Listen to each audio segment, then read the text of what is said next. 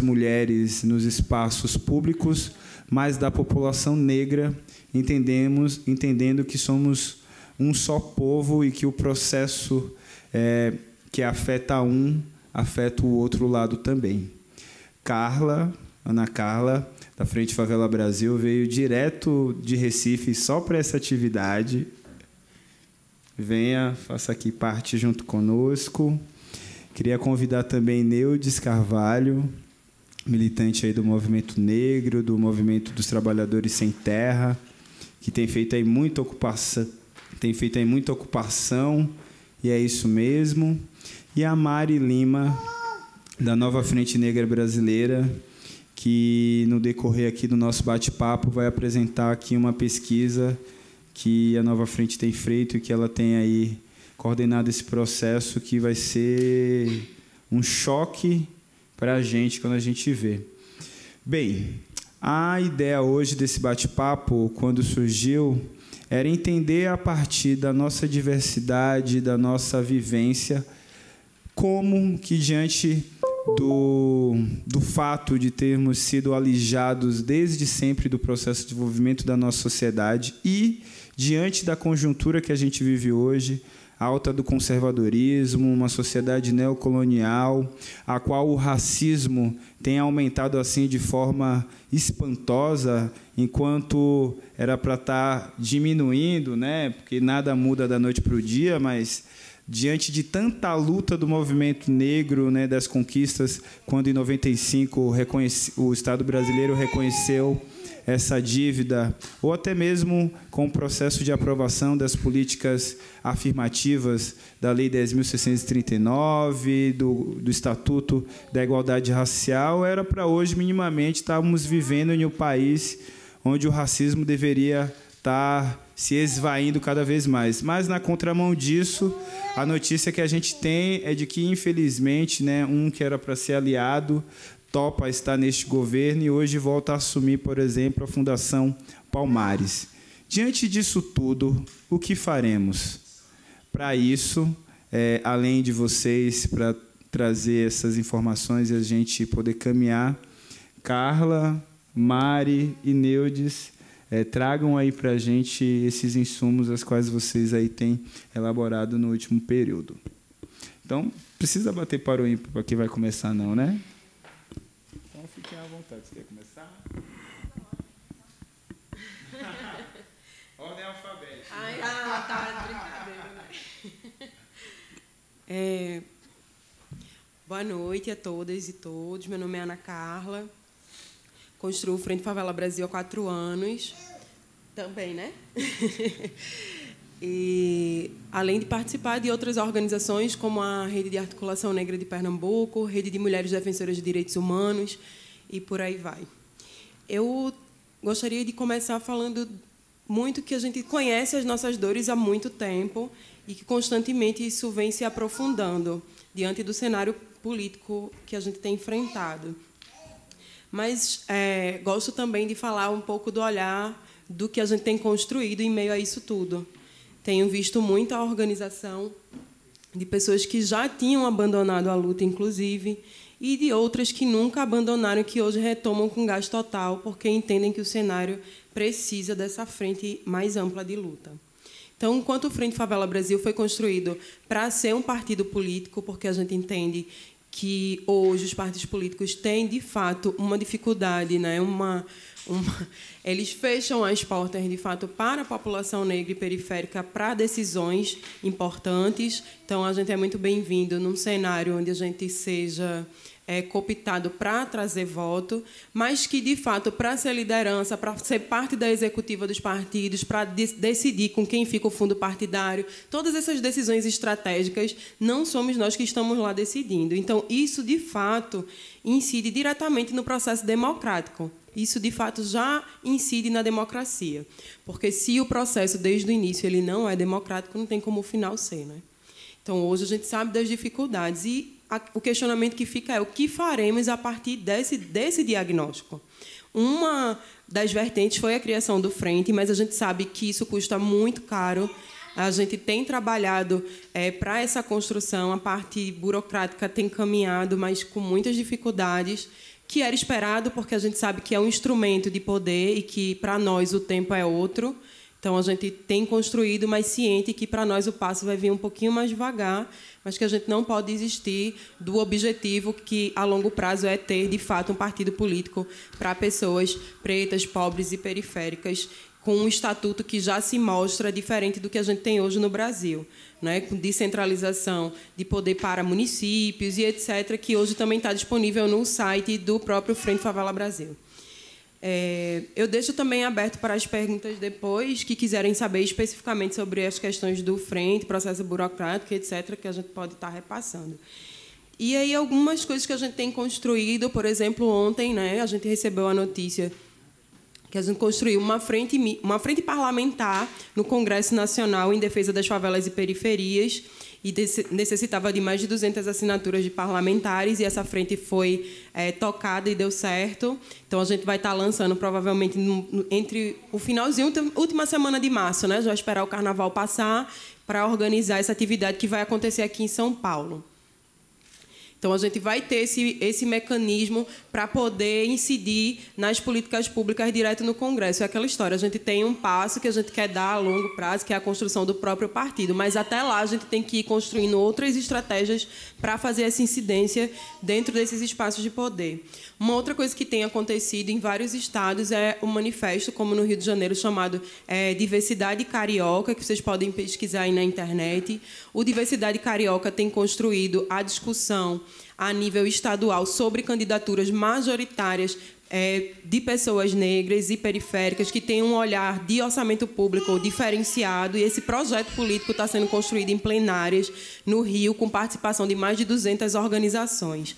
Então, esse também é um processo que pode ser replicado em vários estados, porque o modelo está lá construído, é só entrar em contato com o pessoal e ir alinhando para poder construir em outros estados. Tem uma outra incidência institucional que a gente tem construído a nível internacional com o modelo panafricanista, que tem aí construído algumas ações no mundo sobre política pública e projeto político de incidência através de um olhar panafricanista. A gente recebeu um grupo, né, francês no mês passado, e a gente tem construído um diálogo, porque a gente entende também que o financiamento de campanha e de projetos políticos para a população negra no Brasil é um entrave no processo, porque a gente não tem o capital, a gente não detém o capital, e isso tudo, dentro do processo capitalista, inviabiliza a candidatura, inviabiliza a construção de processos como o próprio Frente Favela Brasil, que, né, financeiramente a gente precisa de suporte, e não é qualquer suporte que a gente pode estar recebendo, porque tem um preço alto depois para pagar, né? Então, a gente não pode receber de qualquer pessoa qualquer recurso. Então, a gente tem construído essa linha com lideranças de fora do Brasil para ver como a gente consegue avançar com pessoas que têm o mesmo ideal que a gente tem de construção de sociedade. E, em campo territorial, a gente tem feito algumas incidências, e que eu acho que é importante a gente criar uma rede de compartilhamento dessas atividades, né? Sempre no Frente, eu particularmente gosto de colocar as atividades que a gente constrói a nível estadual para que outros estados consigam partilhar, mas, na verdade, eu acredito que é necessário que a gente construa uma rede de comunicação periférica e favelada para a gente poder trocar essas experiências. O que a gente consegue fazer com pouco recurso aqui ou ali, que a gente consegue replicar tendo esses modelos de gestão. E eu não vou me alongar muito, porque as meninas ainda vão falar, mas eu deixo aberto aí para a gente poder ir construindo esse processo junto. E eu estou muito feliz com a presença de vocês em plena sexta-feira. Boa noite a todos. Jesus, obrigada pelo convite. As meninas que compõem a mesa, a todos que compareceram. Eu sou a Neudes, eu sou coordenadora da Associação dos Trabalhadores Sem Terra, da Zona Oeste e Noroeste, uma das coordenadoras. Hoje, o total são de 18, entre homens e mulheres. E aqui eu começo com gritos de que casa tem que ser direito para a gente, e não só moradia. Os últimos dias têm sido muito difíceis por conta de mais um ano, a gente tem questão das enchentes. Então, lá na associação, além das questões anteriores, de anos anteriores, de moradores com questão das ocupações, a gente tem, esse ano, os mesmos problemas, a mesma problemática que a gente vê se repetir ano após ano, porque hoje as questões socioambientais, socioeconômicas pensam nas na verdade, as minorias políticas, mas maioria populacional, como estando à margem. Eles pensam na cidade como essas pessoas tendo que estar só à margem, as ribanceiras, a estarem sofrendo esse tipo de questão que, na verdade, é para ser uma cidade pensada para todos. A periferia, na verdade, é o centro e não deveria estar às margens. Dessa semana para a próxima, a gente tem um novo enfrentamento junto à companhia habitacional, porque são abertos protocolos, a gente vai até a secretaria e eles simplesmente, os protocolos estão abertos, as ocupações estão cheias, o orçamento que deveria ser direcionado e realmente repassado para as nossas mãos, para que essas pessoas tenham, além da questão de quase não ter onde dormir, não tem higiene, não tem comida, nada. Então, ano após ano, a gente vê que a questão da associação, do movimento de moradia, está ficando ainda mais à margem. E quem é que está à margem? Quem é que tem a maior problemática de moradia no país? Quais as cores desses corpos? E aí não tem como a gente não pensar na questão do racismo ambiental. Só que isso vem sendo evitado, falar nas comissões, até pela própria sociedade civil, porque tem gente culpando as chuvas. Tem gente culpando as chuvas porque o Estado simplesmente criminaliza os nossos corpos, as nossas lutas, o orçamento que deveria ser destinado para, eu não vou falar erradicar, mas pelo menos diminuir, para a gente conseguir ser propositivo, né? Tentar se antecipar para não esperar janeiro e fevereiro todo ano a mesma questão. Hoje, lá na associação, entre os 18 coordenadores, nós somos quase 5.000 associados, entre as ocupações, entre as pessoas com problema do CDHU, pessoal da Coab. Eu sou moradora da Coab, então, desde que...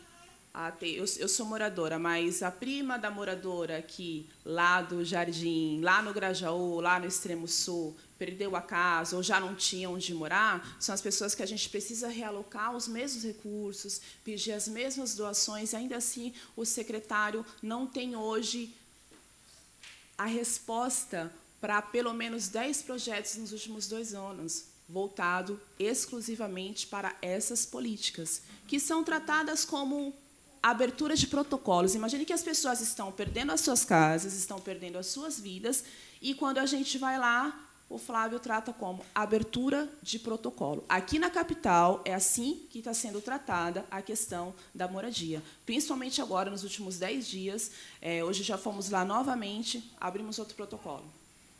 Ele já é o 3º secretário que vai à frente, hoje foram 180 pessoas. Foi aberto o protocolo e essa é a resolução. Então, hoje, o movimento de moradia tem como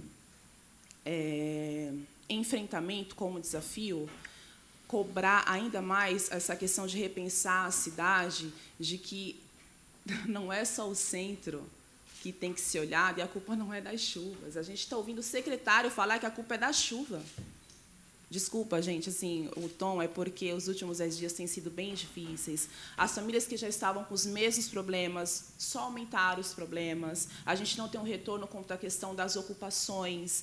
Então, o que a gente pode fazer para além disso, para além das aberturas de protocolo? Esse orçamento que há anos a gente vem batendo na porta, o que mais dá para fazer?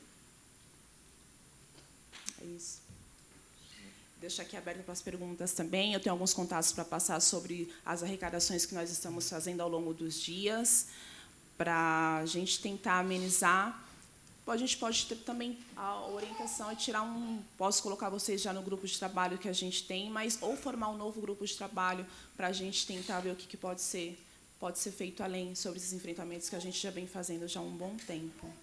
Obrigada, turma.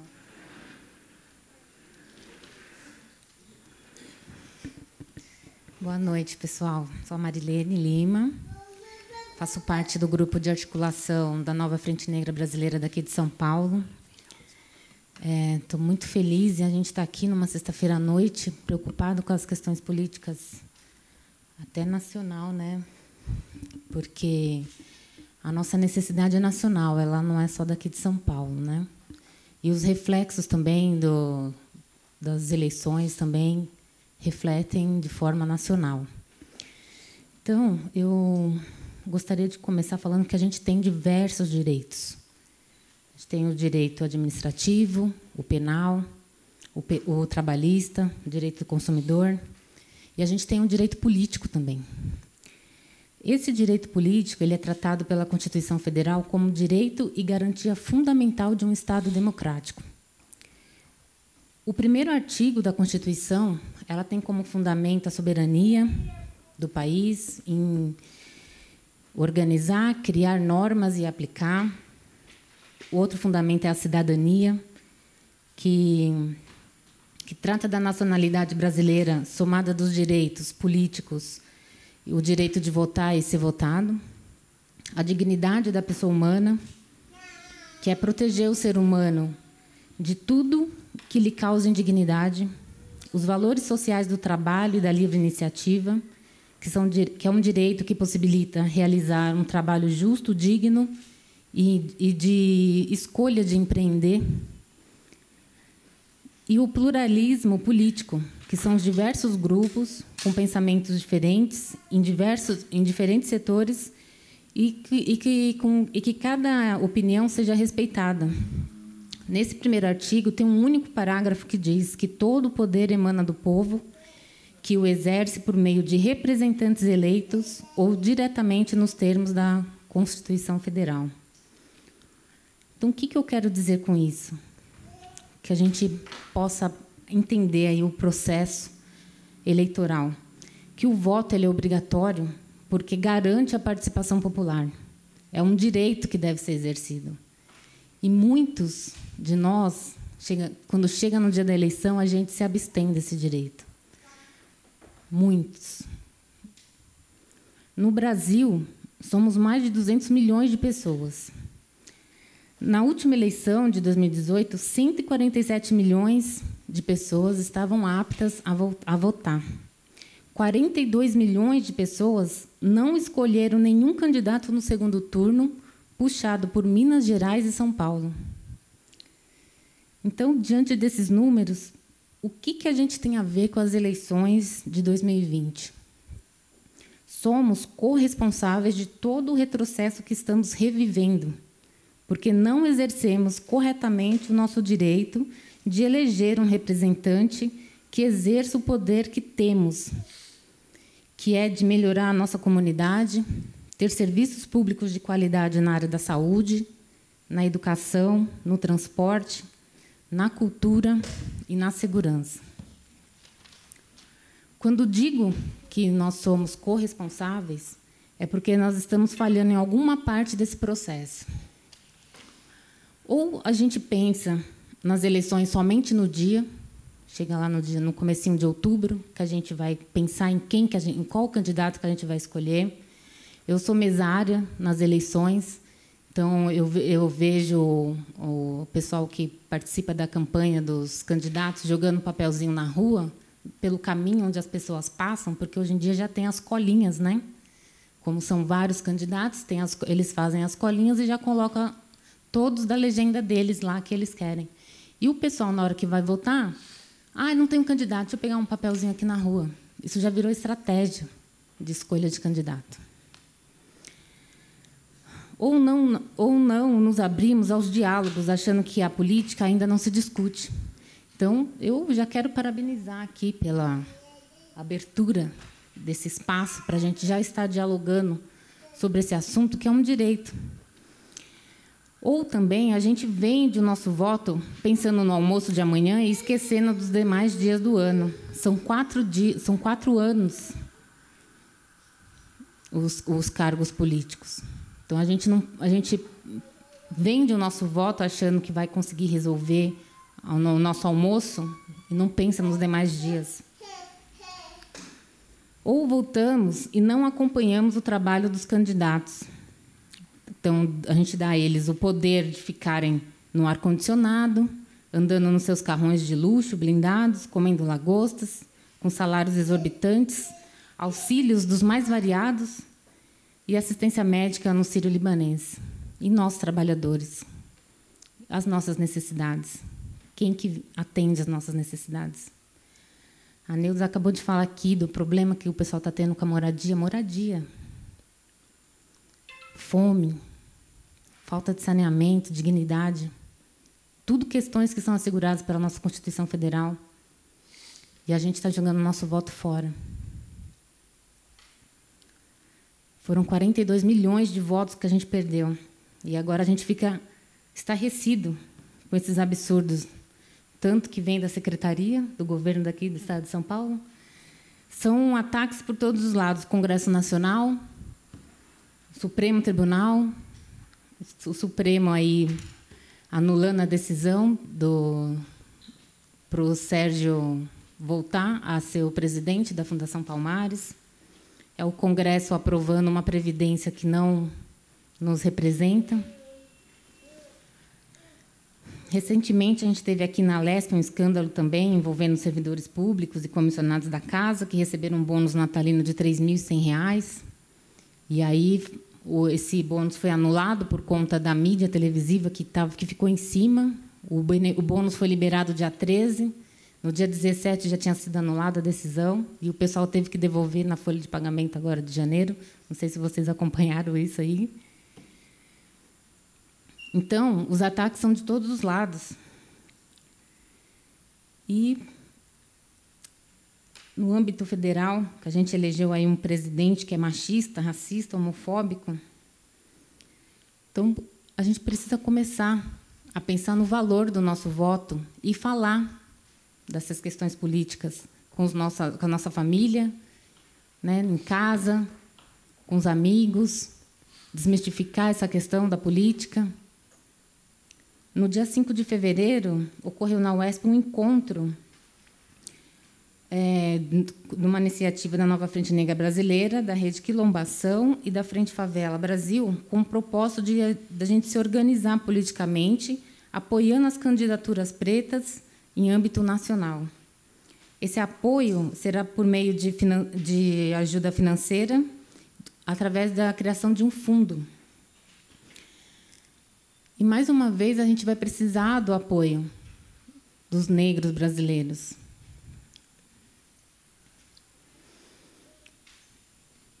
Eu acredito que a gente precisa desvendar todo esse modus operandi aí do processo eleitoral de candidaturas e fomentar essa tecnologia. Eu acho que o que a Carla falou aqui no início é muito importante, da gente saber como que funciona para criar um partido. Né? Como que a gente cria um partido? A gente tem aí várias etapas, tem que colher assinatura, precisa de dinheiro para fazer registro, precisa ir em Brasília, no Tribunal Superior Eleitoral.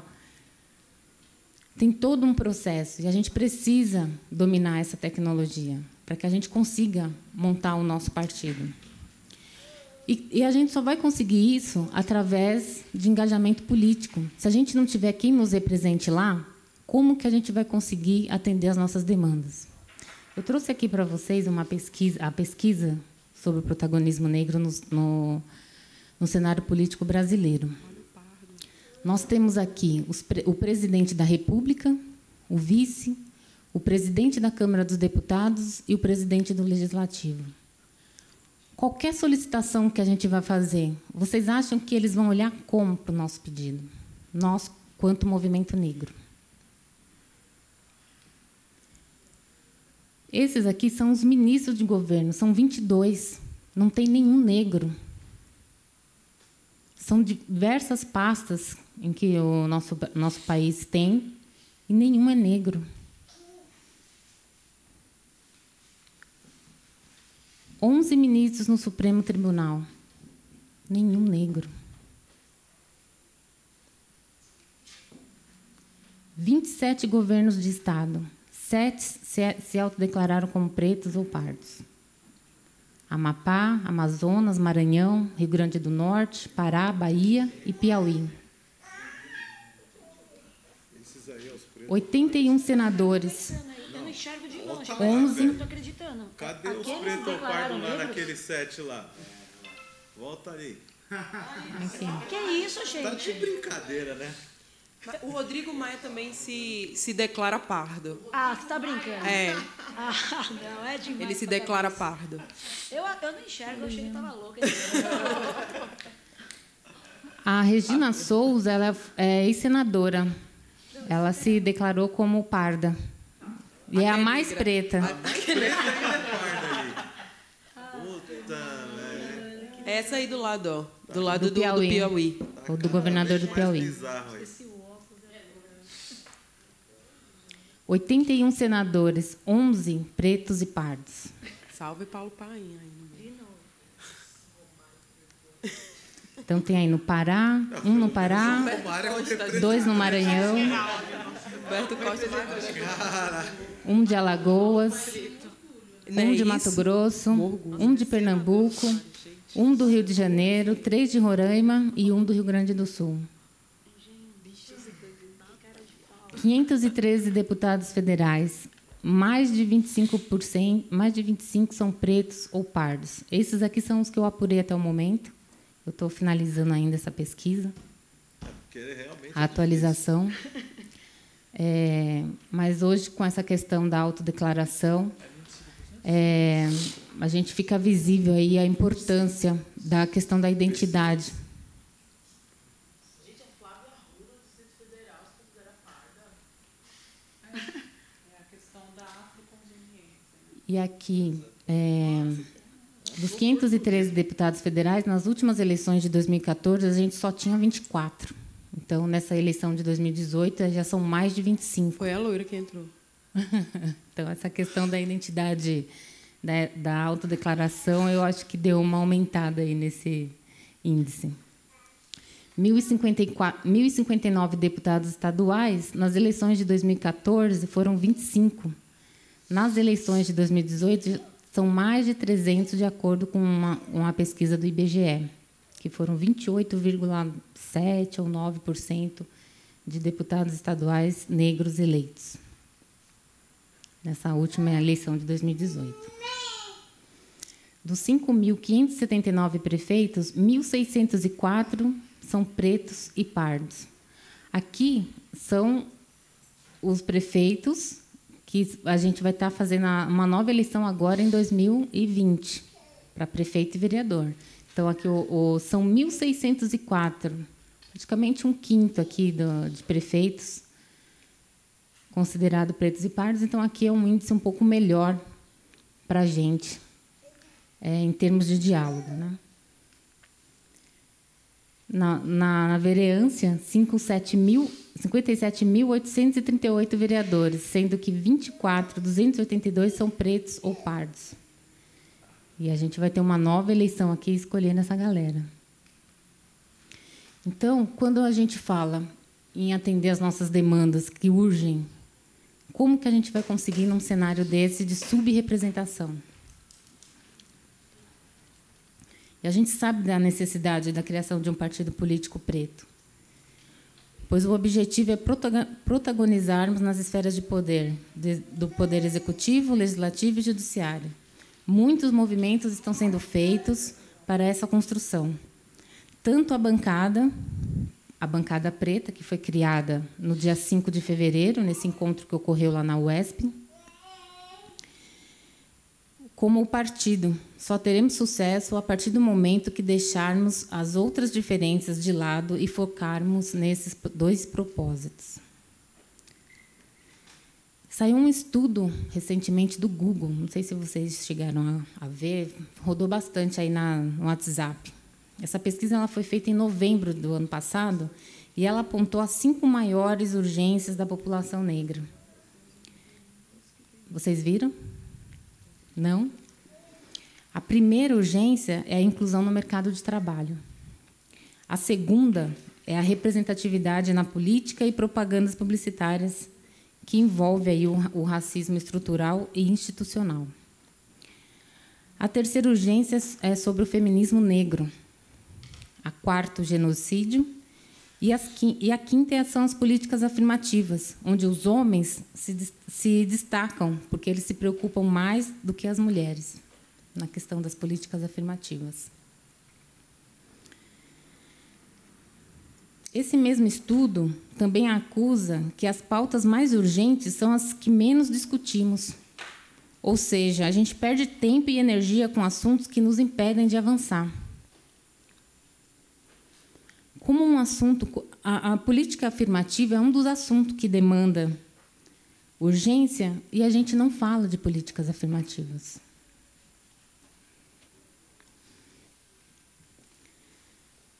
Então, eu trouxe aqui essas informações só para dar uma provocada, porque eu quero aproveitar e agradecer também, né, ao Jesus, mais uma vez, pela abertura desse diálogo. E eu quero encorajar o movimento negro de promover mais encontros como esse, para fomentar essas questões políticas, em todos os lugares que a gente estiver, no samba, no black, no funk. Aonde a gente estiver, onde tiver gente preta, esse assunto tem que ser falado. E pedir para que os eleitores que não abram mão do seu direito político e que votem em candidatos com um perfil alinhado dos nossos propósitos de crescimento socioeconômico e qualidade de vida. A bancada preta, que foi criada no encontro do dia 5, ela tem uma página no Facebook, e vocês podem encontrar lá pelo @bancada preta. Foi me passado que os candidatos interessados em fazer parte da bancada precisam entrar em contato para ser associado. E aí, nesse contato, vai ser feito um diagnóstico prévio de alinhamento de ideias e das necessidades da população negra, né, que é moradia, trabalho, previdência social, proteção à maternidade e à infância, assistência aos desamparados, lazer, roupa e alimentação. Tá bom? Então, eu agradeço aqui a oportunidade de fala. Estou aqui à disposição também para perguntas. Obrigada.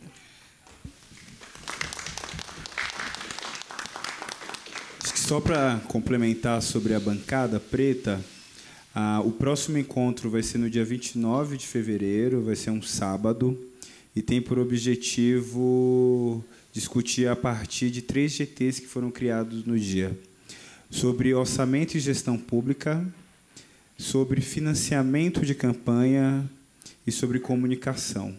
E é importante frisar que, embora seja uma ação do movimento negro pautada a partir das nossas necessidades e das nossas demandas, é um programa político para toda a cidade. Isso inclui os povos originários, que são parceiros, inclusive, nessa jornada.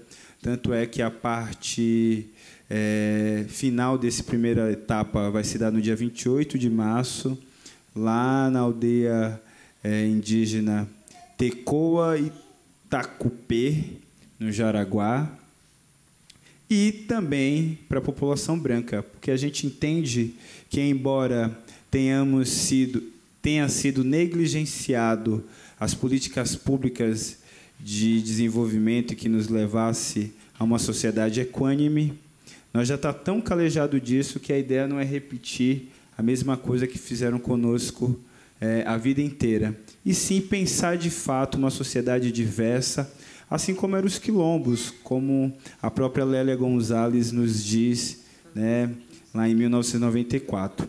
Agora, para apimentar um pouco mais aqui o diálogo, é importante trazer alguns dados, né, e algumas informações referente às eleições de 2020 na cidade de São Paulo.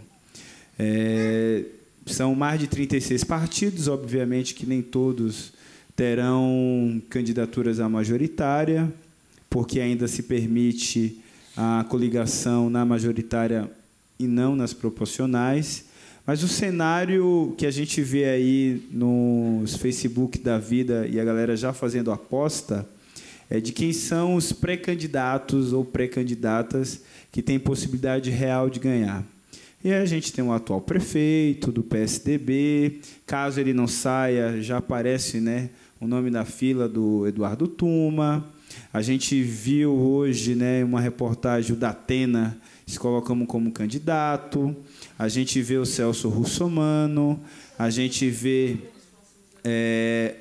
a Joyce Heisman, do PSL, No PSOL, tem 2 pré-candidaturas nesse momento, da Sâmia, do Gianazzi, e postulam a do Boulos.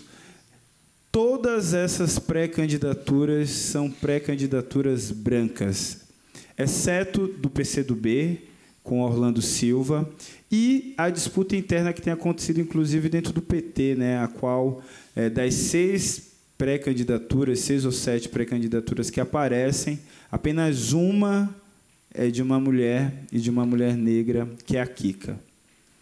Além disso, no último processo eleitoral, o que a gente mais viu foi candidaturas pretas colocando o quão o processo de redistribuição do financiamento de campanha também não privilegia estes corpos.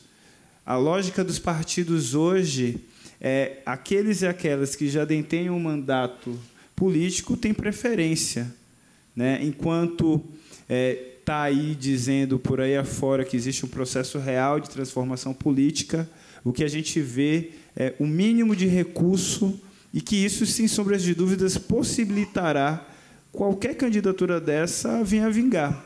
Tem uma pesquisa que saiu recentemente que diz que candidaturas que investem até R$15 mil no processo eleitoral têm 0,8 possibilidade real de ganhar. Quem investe até 35 mil tem 0,20% de ganhar. E quem passa a investir mais de R$100 mil passa aí a ter 30% de chances de ganhar. Quantas candidaturas pretas e periféricas tiveram mais que 10, 15 mil reais para investir na campanha? Então, diante desses fatos, né, da atual conjuntura, que a gente já entendeu que a responsabilidade nossa é essa. O movimento negro aqui no estado, na cidade de São Paulo tem se organizado. Mas, ainda assim, ações que estão muito equidistantes, né, de uma realidade concreta de a gente mudar o quadro. O que fazer diante desse desafio? Como essa sala aqui tem mais microfone do que qualquer outra coisa, a ideia é de que a palavra esteja franqueada a vocês, que sejam para perguntas, considerações, comentários, trazer as inquietudes. Não para que a gente hoje tire aqui uma formulação concreta do que pode ser feito, mas para que a gente contribua com as formulações que estão acontecendo na cidade, pois hoje o grande problema é que somos fragmentados, né? E grupos, né, agem aqui, agem ali, a gente não consegue pensar como um todo, como a branquitude sempre pensou. Então, a partir desse diálogo aqui, o que dá para a gente tirar de insumo, né, e a partir das outras construções que acontecem na cidade, a gente consiga somar e avançar. Existe uma expectativa, inclusive, que para a cidade de São Paulo, dos 54 vereadores, a gente tem aí, no mínimo, né, uns 10 parlamentares na Câmara Municipal da comunidade negra, a partir de um projeto produzido pela comunidade negra, mas isso só se dará quando a gente entender o nosso papel, né, e o desafio que está pela frente. E aí, o que fazer diante desse cenário? Está aberto aí, quem quiser falar, fica à vontade. Sidney, inclusive, foi candidato na última eleição. Muito agradecido por você estar aqui conosco, viu, Sidney? Eu só queria complementar algumas informações que a amiga trouxe, né, que foram muito ricas. É que o parâmetro para a gente analisar, fazer análise de candidaturas negras no Brasil é muito difícil de fazer hoje, porque só a partir de 2014 é que esses dados começaram a ser computados. Então, até 2014 não se tinha autodeclaração de candidatura. Então, a gente não tem como saber se, em outros momentos históricos, que a militância negra estava muito engajada nos partidos políticos, se houve alguma alteração, né? Se, de alguma forma, a estrutura viu a pressão e retirou. Para a gente fazer, de fato, uma análise, precisaria de, pelo menos, umas 10 eleições, para a gente ter um parâmetro mesmo real do que foi a construção política com incidência em candidatura. E a gente não tem isso, e não à toa. Você só pode analisar as coisas a partir dos dados, né? E a não colocação desses dados, isso aí foi uma luta muito grande do movimento negro e das pessoas que lutam por essa causa da incidência política durante mais de 20 anos, para que tivesse essa inserção de dados de autodeclaração. Porque a gente consegue pegar também esse tipo de pessoa que se autodeclara negro, sendo, por exemplo, o Rodrigo Maia. Uma das outras coisas que eu queria pontuar é que o passo a passo da construção política ele se dá num formato muito mais profundo do que o final, que é o voto. O voto ele é muito subjetivo. Não necessariamente vender o voto. Quando a pessoa enxerga que entre tudo aquilo que está ali, nada representa ela, vender o voto é o melhor negócio. Hoje em dia, quando as pessoas vêm dizer para vou vender meu voto, a pessoa me ofereceu R$50. Eu disse, pega os R$50 e vote em quem você achar que deve. Vai lá mas não abre mão, não. Não tá querendo te comprar? Vai lá e pega e vota em quem você acha que deve. Mas a gente sabe que a realidade, por exemplo, no Rio de Janeiro é muito, muito mais profunda porque existe a milícia. E ela ameaça, não é só uma questão de você ter uma autonomia de votar, é o cara botar uma arma na sua cara e dizer que você é obrigado a votar em fulano de tal. Então, assim, são situações muito complexas que a gente precisa analisar de acordo com os territórios. E, por isso, ao meu ver, a questão institucional ela é uma das coisas. A gente não vai fazer a revolução preta, periférica e favelada apenas pela via institucional. É impossível. Porque essa via institucional não foi feita para nós, nem pensada por nós, nem construída para que a gente fizesse, de fato, a revolução. Ela é um caminho, um mecanismo de atuação para que a gente consiga fortalecer quem, de fato, está revolucionando, que é quem está fora do processo, fazendo incidência política nas favelas e nas periferias. Ali na cultura, na arte, na educação, no tensionamento. São duas vertentes. Então, a gente precisa fazer essa incidência nas comunidades, não só falando de política, também falando de política, mas falando sobre educação, sobre segurança, fazendo com que as pessoas compreendam a complexidade que é um voto. Como é que ela vai entender o que é um voto apenas pelo processo institucional? Se isso foi negado para a gente, todo esse conhecimento. Então, eu acho que a gente tem que criar metodologias próprias de formação política, que a gente tem que criar metodologias próprias de construir o que a gente quer enquanto sociedade e usar os mecanismos institucionais quando forem necessários, porque, de fato, são. Hoje, a gente precisa estar nos espaços de poder, a gente precisa estar no judiciário, mas que a gente construa uma cidade a partir de um olhar nosso de outro lado, que é do lado da favela, do lado da periferia, do lado de quem, de fato, vai revolucionar esse país. Não vai ser as instituições. Eu penso também que a gente precisa refletir que o aumento de candidatura de 14 para 16 e para 20 não necessariamente reflete na distribuição do recurso.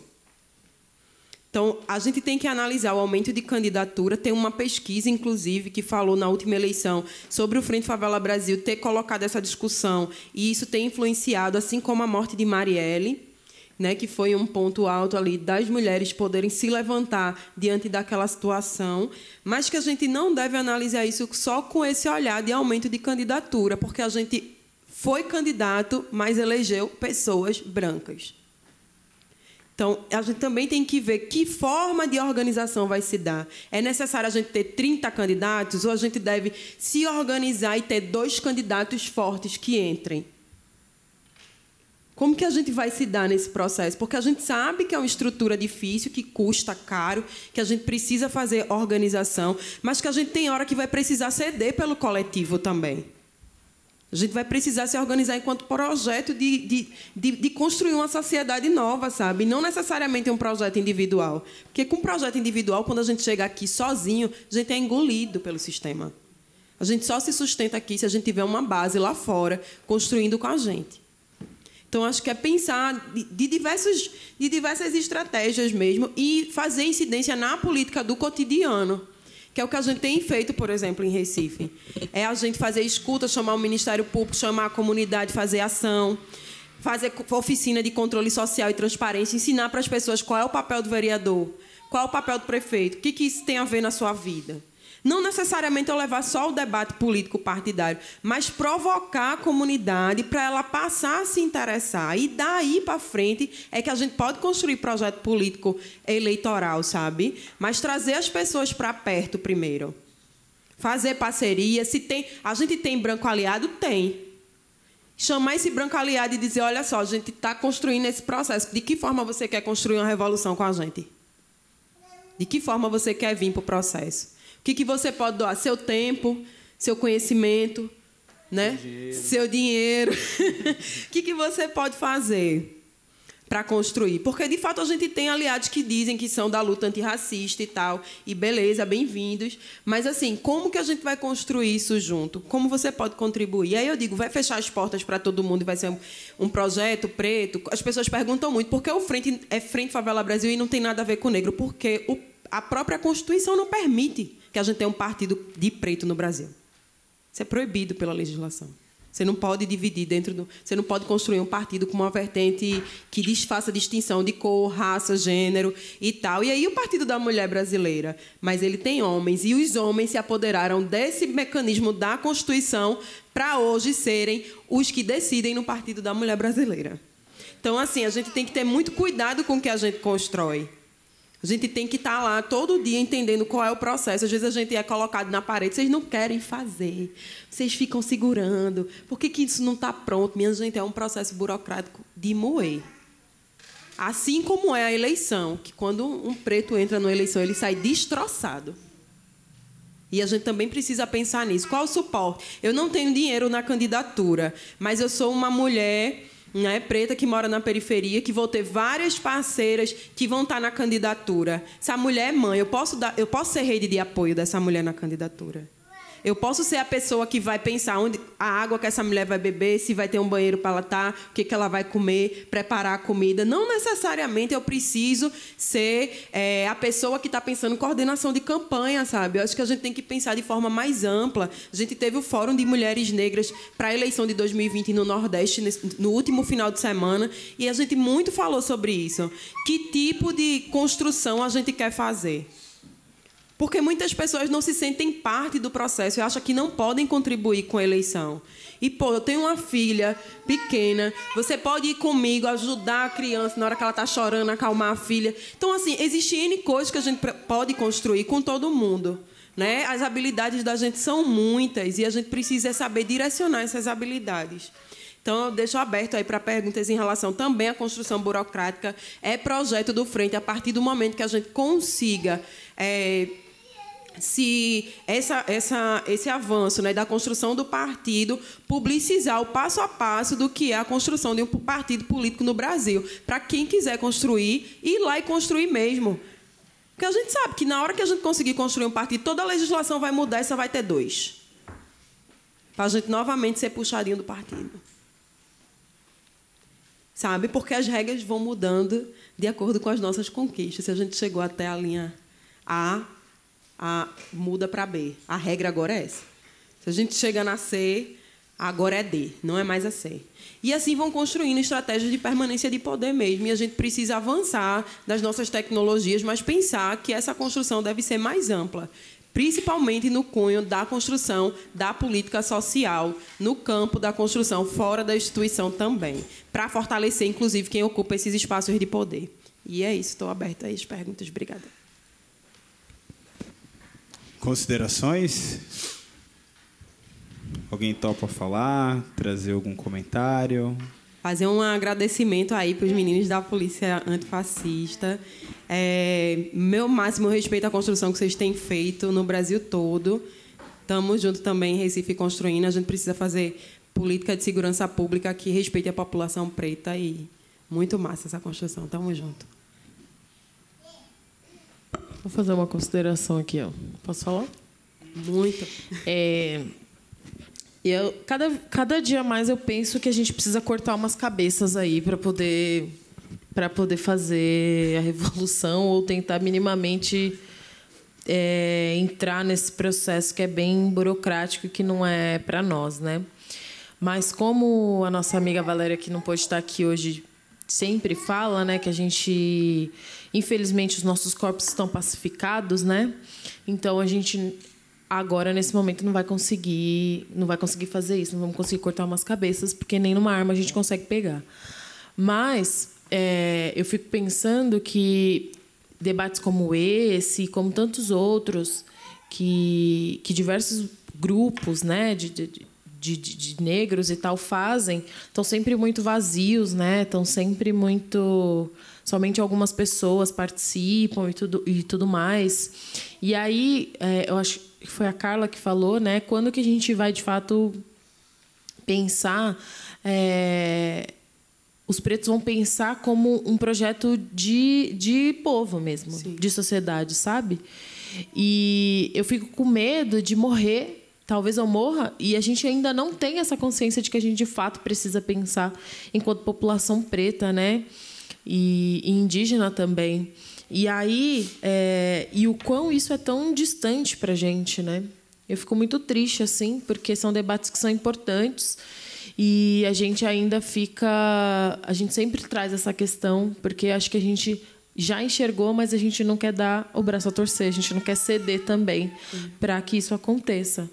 Então, eu acho que a Nova Frente Negra Brasileira, enfim, todos esses movimentos que estão se articulando para terem candidaturas pretas, né, agora nas eleições de 2020, que eu acho que nas eleições para deputado estadual vieram forte, mas eu acho que agora vai vir muito mais, porque vão vir diversas bancadas, tanto do lado esquerdo quanto do lado direito, e bancadas pretas, bancadas de mulheres, bancadas de policiais, bancadas de evangélicos, vai vir bancada de um monte de coisa. E aí eu fico pensando como a gente vai conseguir fazer com que a população, quem está fora, digo, desse debate que estamos aqui, porque estamos aqui numa bolha, né? E quem está fora desse debate, como a gente vai conseguir levar isso para essas pessoas, sabe? Como que a gente consegue? E é algo que é muito duro, assim, é muito dolorido às vezes, sabe? Porque as eleições de 2018 rachou um monte de família aí, né? Mas ainda assim a gente ainda não consegue conversar com o nosso vizinho sobre política, não consegue que ele consiga enxergar que toda essa estrutura, né, que foi montada para que a gente não esteja lá, repercute na vida dele, assim.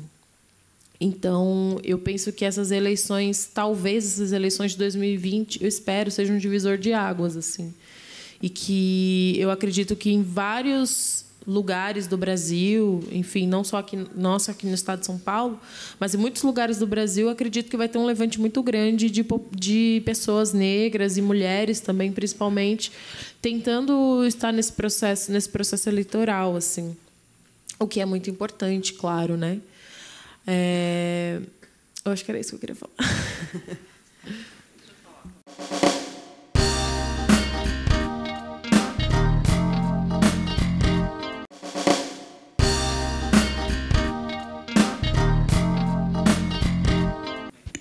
Bom, eu fico pensando num monte de coisa, né, pessoal? Maria, fala perto do mic, porque está sendo filmado.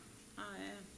Então, eu fico pensando num monte de coisa. Pensei nas falas das meninas e agora você trouxe essa questão, né, das divisões, da polarização que foi na eleição anterior e a gente não consegue dialogar com esse nosso vizinho, esse nosso parente também, porque a gente tem muita gente na família que também...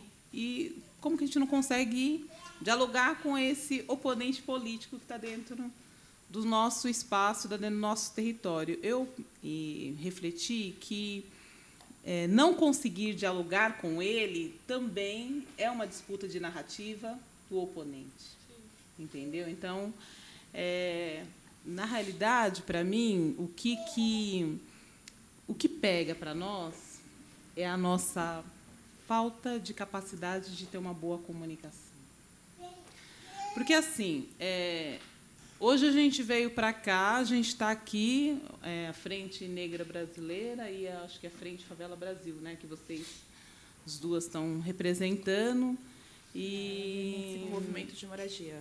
E o movimento de moradia.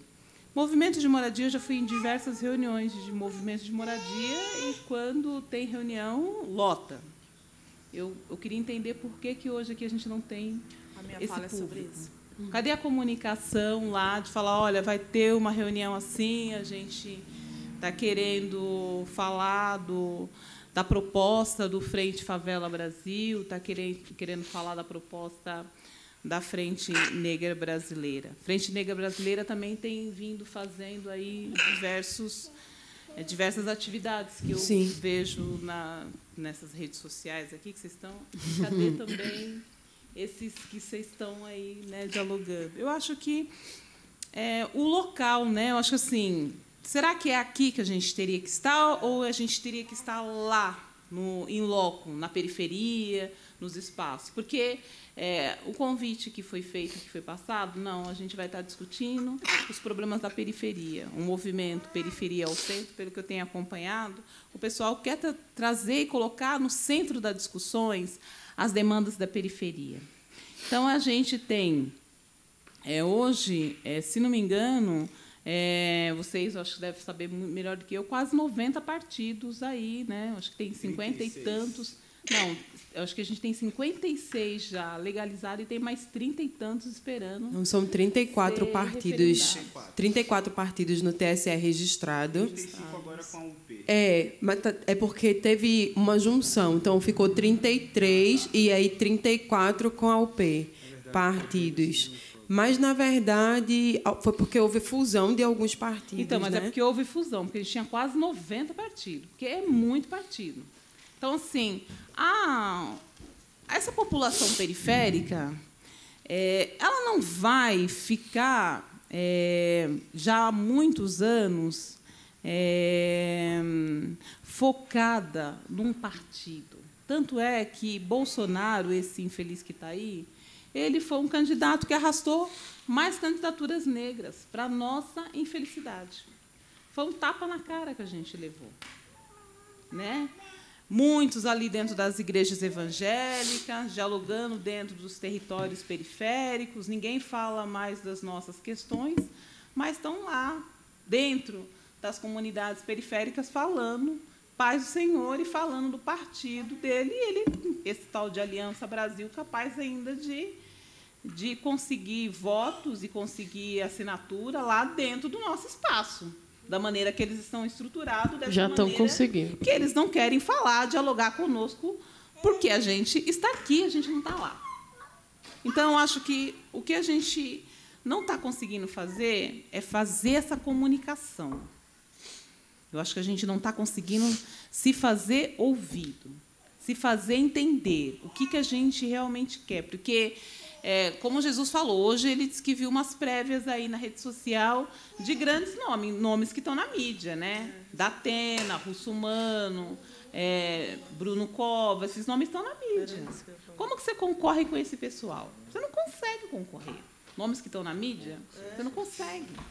Agora, como que esses caras, eles entram dentro do nosso espaço, dentro do nosso lar, convencem o nosso povo, e quem está com a gente todo dia não consegue confiar na gente?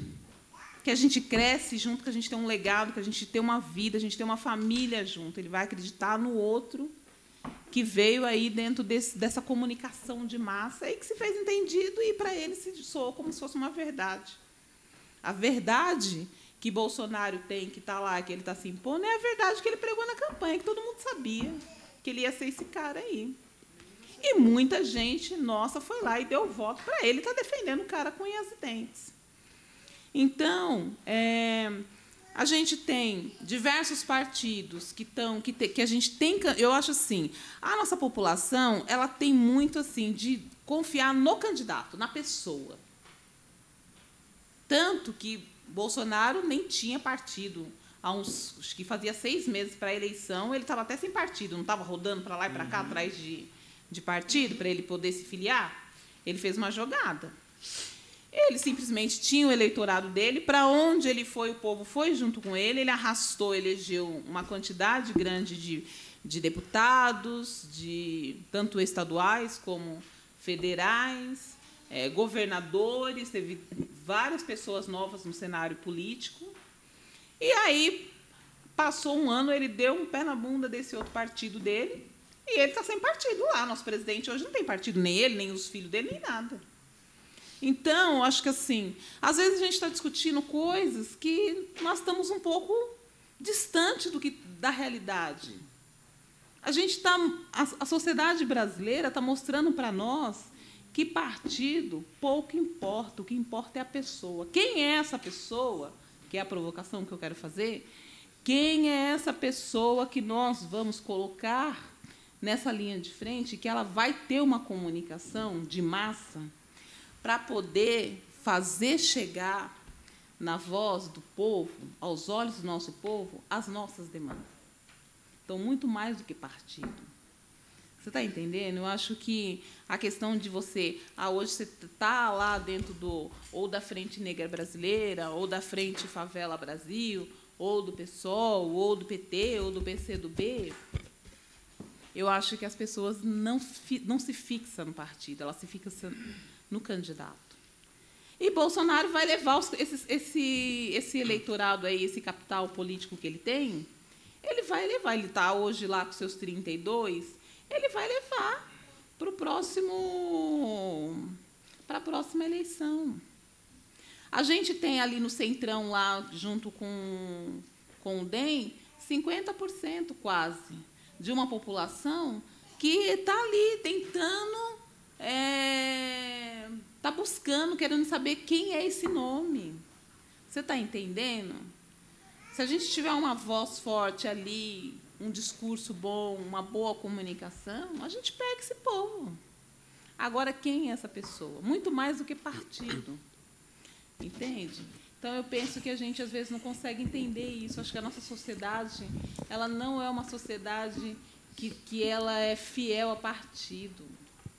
Posso dar uma contribuição? Eu acho que a gente é mais a pessoa, o político, aquela pessoa que a pessoa pegou confiança, gostou do discurso, foi com a cara, teve empatia, ele falou a verdade que a pessoa ali acha que é uma verdade, porque ele coloca lá as bizarrices dele, e a gente tem uma população aí grande que acredita que é como uma verdade, como cada pessoa tem a sua verdade, a sua maneira de falar. Tanto é que ele elegeu um monte de gente negra, e um monte de gente negra votou nele. Muitas pessoas negras, a maioria das populações negras votou nele. Não, gente. Muita gente não, votou nele. Assim...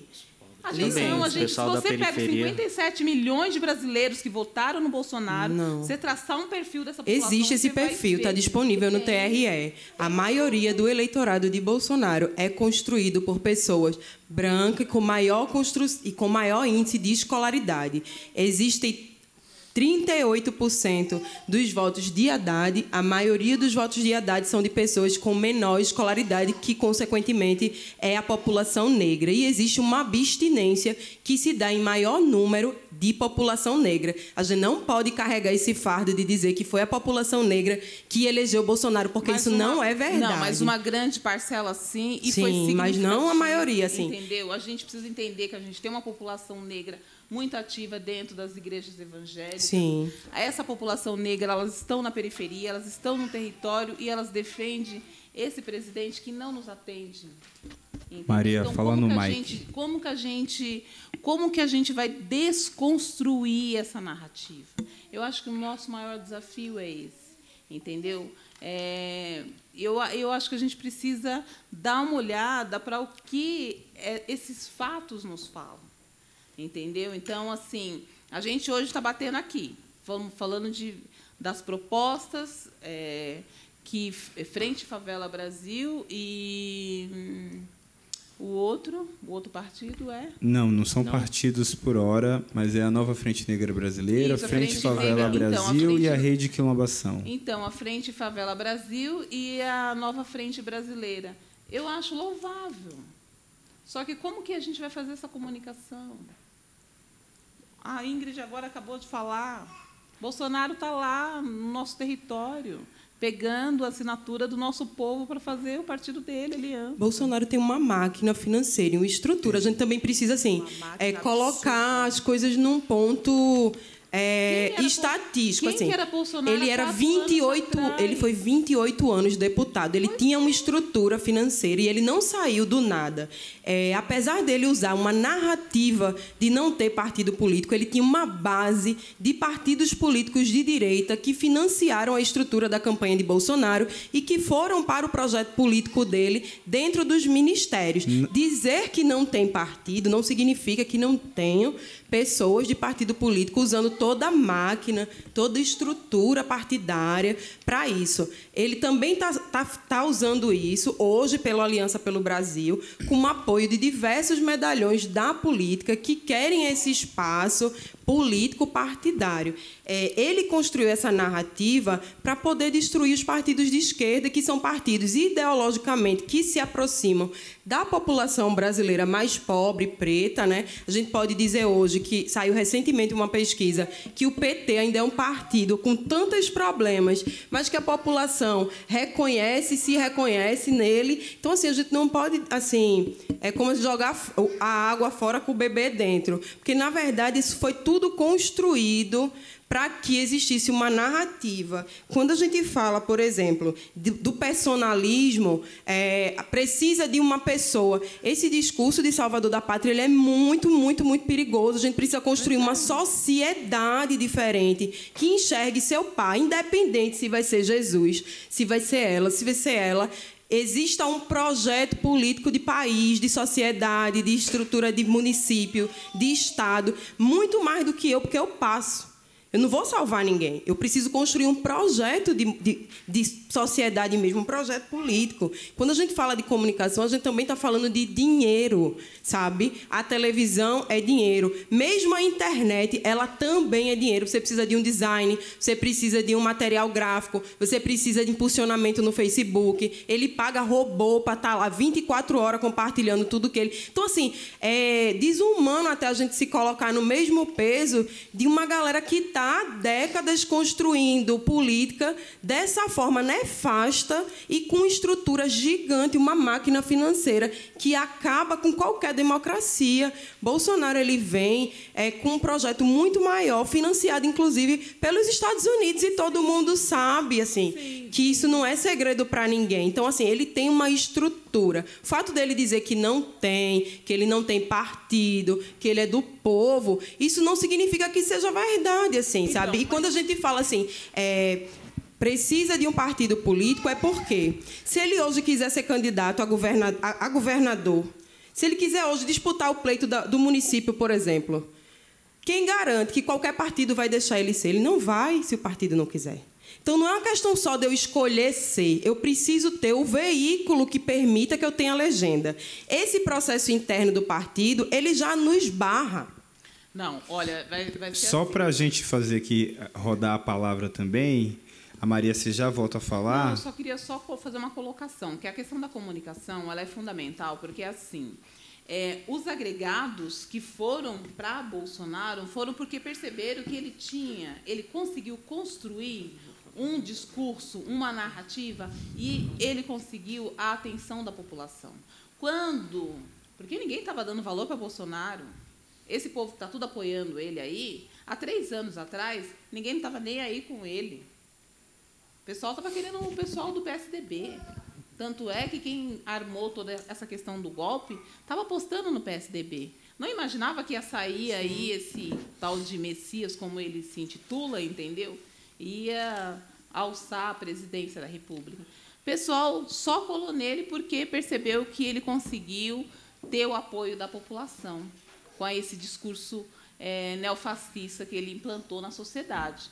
Com esse discurso e o apoio da população foi que ele conseguiu atrair o holofote para ele, e ele se tornou essa potência aí, porque, do contrário, ele ia continuar sendo aquele mesmo deputado que sempre foi. Eu concordo. Sidney. Eu acho que, para além disso, na questão ainda tocando um pouquinho no Bolsonaro, eu acho que teve as falhas da esquerda. Sim, total. Naquela eleição, né? E eram muitas falhas da esquerda que a gente pôde perceber, e ele conseguiu também roubar, já aproveitando as falhas que a esquerda teve, porque um governo que se titula de esquerda e dá 7 ministérios para o PMDB, dá ministério para o nosso querido amado Kassab, né? Entendeu? Dá ministério para o próprio ex-partido do Bolsonaro, que era o PP, né? Que acho que ele ficou anos lá no PP, não foi? O Partido Progressista, muito anos. O Bolsonaro apoiou a Dilma na última eleição, para você ter uma ideia. O PP estava no governo, né? Inclusive, né? O Partido Progressista. Então, com muitos dos erros dele e com os roubos dos discursos, por exemplo, eu fiquei esperando, eu estava lá no Conselho Tutelar da Moca, na gestão Dilma, na gestão e na gestão Lula, né? E eu ficava esperando as creches noturnas para aquela mãe coitadinha que está na periferia, né? Até as que estão no centro, né? Mas não foi no governo da esquerda que aconteceu. Eu fiquei esperando também que o primeiro emprego para os jovens, né? Ou qualquer projeto de primeiro emprego saísse na esquerda, mas também não saiu, né? Na nossa esquerda linda. Eu fiquei esperando também bastante nos governos de esquerda, do PT, que também nos dois do Lula e também nos da Dilma, eu fiquei também esperando um emprego mais para a juventude negra, mas também não rolou na esquerda, foi rolar na direita. Foi rolar na direita. Então, também ele aproveitou toda a crise, que já tinha um antipetismo muito forte, que você tinha toda uma mídia contra, ainda que eles erraram mesmo, né? Mas todo dia você pegar um William Bonner da vida, Sim. um CBN da vida, falando mal do Lula, batendo, cada dia, e eles iam pondo aos poucos, né? Sim. E aquele dinheirão que saía daquele cano lá, até o design lá do Jornal Nacional, era aquele dinheirão, né? E sempre filtrava o nome do Lula, o nome do Zé Dirceu, do Palocci, e ainda, a campanha foi uma campanha... Um processo. Um processo, cada dia era um pouquinho. Entendeu? Quando a Globo já não tinha mais interesse nos governos do PT. 76 capas da Veja com Lula. Depois que as universidades também já não tinham mais o interesse, né, porque ganharam muito dinheiro, sobretudo as universidades particulares, né, com as questões das bolsas, das cotas, quando já não tinha mais todo o interesse, aí começaram a malhar bastante, né, o Lula. Aí, aproveitando toda essa dificuldade, e ele vendo que não só ele, como os pensadores, porque o Bolsonaro não pensa nada, né? Pois é. O Bolsonaro é um boçal. Mas tinha pessoas já estruturadas, como ela mesma falou, já tinha pessoas crâneas ali, grandes engenheiros, grandes banqueiros, todo mundo que já sabia falou, este é o momento, nem que seja um boçal que a gente coloca lá, nem que seja que a gente apresente um cabo de vassoura. Até porque o projeto era o Aécio Neves, né? Sim. E depois o Alckmin, né? E que em 2014 não engrenou. E de lá para cá uma série de acusações os fizeram não ter escolha. Bolsonaro é a não escolha da direita que acabou dando certo. Foi isso um pouco que levou o Bolsonaro, e a gente percebe esses discursos, né? Agora, né? Agora eu estou dando aula numa escola, porque eu tenho uma história bonita que o Jesus conhece, né? E uma história de superação, que eu também fiquei esperando por esse meu segmento, né? Que foi uma das coisas que me levou também para o pessoal, né? Que é a questão do morador de rua. Eu sou um ex-morador de rua que hoje tenho até faculdade. Que é muito difícil numa capital como essa, você pegar aquele menino que está lá e aquela menina que está agora lá na Luz, na Cracolândia, e você dar condições de políticas públicas sérias para que ele também consiga alçar o voo e consiga ocupar os espaços de poder, que até a universidade é uma espécie, principalmente para esse morador em situação de rua, é uma espécie de espaço de poder, né? Mas é muito difícil para o negro, é difícil para quem está lá na Cracolândia, que é o nervo pior do morador de rua, é quase impossível, e ele mesmo não acredita. Porque já foi colocado na cabeça dele que ele é um cara craqueiro, que ele está derrotado ali, né, e não tem nenhuma política. E quando faz políticas, políticas muito bobas, vamos dizer, para não falar outra palavra, né, muito boa. Braços abertos daqui, que dá um dinheirinho ali para ele poder, né, ele trabalha meio período, no outro período, supostamente ele vai se tratar da droga, mas ele não se trata, aí que ele investe mais na droga com o dinheirinho que ele ganha, né, porque não se faz nada sério. Então, eu acho que isso que realmente foi uma das coisas que foi levando a direita e até a extrema-direita se unir, porque num dado momento direita e extrema-direita se uniram mesmo, e foi muito fácil eles ocupar. Poderia ser qualquer um, poderia ser até um de nós se eleger naquela oportunidade. Entendeu? Porque, na verdade, estava tudo já armado. Preparado. E que não era na hora que ele surgiu, o nome dele surgiu, né? Aquilo, como eu falei, foi uma campanha orquestrada de muito tempo, pela mídia, por toda a elite brasileira, né? Que falou, neste momento. E como, infelizmente, na esquerda casou com essa elite golpista, né?